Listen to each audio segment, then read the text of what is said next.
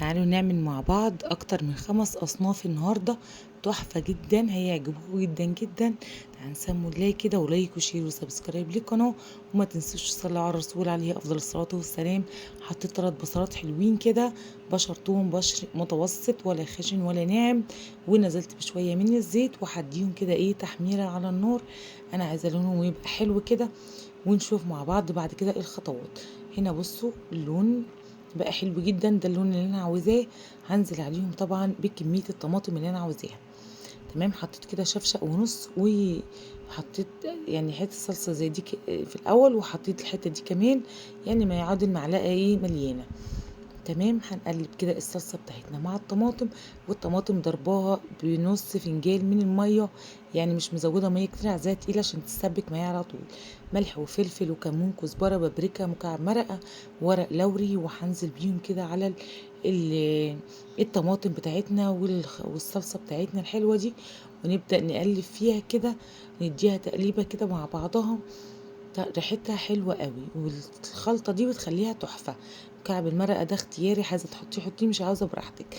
هنا معانا كانت خلاص دخلت على التسبيكة. وطبعا عرفتوا دلوقتي احنا هنعمل ايه. تمام. فجهزت كده، ومعانا هنا الرز غسلته الكمية اللي انا عايزاه اعملها. تمام. وطبعا يعني انا لما جيت اعمل التسبيكة والحاجة دي، حطيت التسبيكة على النار، بدأت تتسبك. اتسبكت معايا و... وحطيتها كده على الرز. طبعا النور بيقطع فبيوقف اي حاجة انت بتعمليها.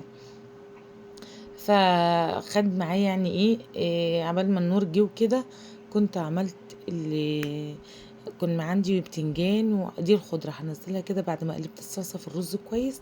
هنزل بيها واقلبها كويس. هنا بتنجان وفلفل، والكرنب ده كان عندي في الفريزر، ورق العنب كان عندي في الفريزر. طلعته وعملته في ميه سخنه والنور قاطع، وقورت البتنجان والفلفل عشان خاطر الوقت.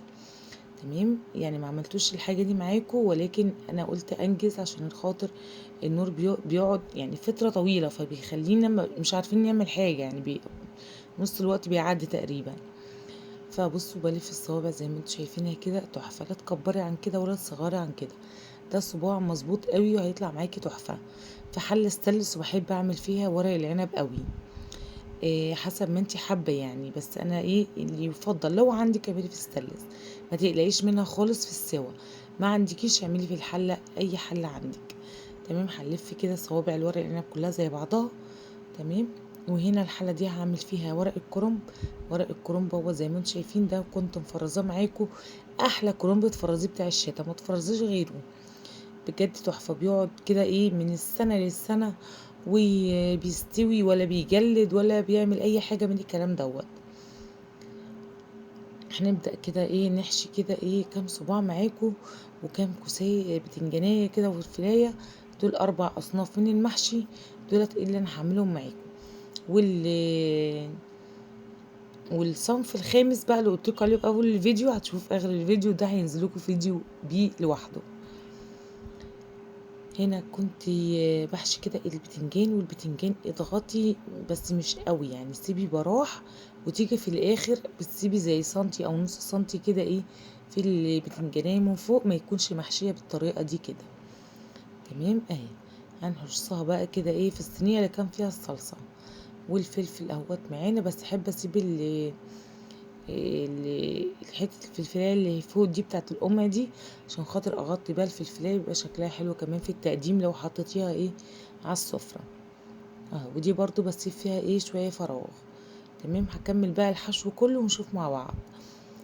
كده خلصت بقى ورق العنب والكرنب زي ما انتم شايفين، شكله تحفه. وكان عندي شوربه، هسقي بالشوربه اللي عندي، اللي احط كده معلقه خشب او اي معلقه، وانزلي بقى بالشوربه بتاعتك عشان خاطر ما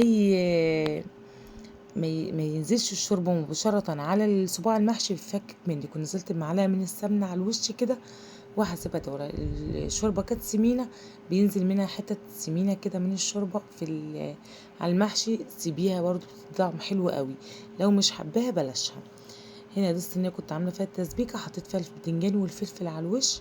وهنا البتنجان بقى والفلفل كانوا اتشربوا، وورق العنب برضو زي ما انتم شايفين كده، والكرنب بصراحة ال3 كانوا تحفة، طعمهم وريحتهم فظيعة. تمام، يخشوا بقى على السوا كده ويخلصوا ونغرف مع بعض. هنا كانت الحلة دي أول حاجة بقى الشرابيط طبعا سبتهم يعني حوالي ربع ساعة كده، النار هادية عليهم بحيث ان يستوي كده براحته. هنا بقى المحشي، عايزة اقول لكم محشي ورق العنب كان زبدة. الصوابع كده بصوا سايبة من بعضها، وحطيت جنبها الكرنب كده والفلفل والبتنجان، وتحفة جدا، أكلة فظيعة. ودي طبق مزلايكة كده. هنزلكوا الفيديو بعد الفيديو دوت. ويا رب الفيديو يعجبكم وتجربوا الوصفات دي وتطلع معاكم تحفة بإذن الله. اللي جاي كله خير. مع السلامة.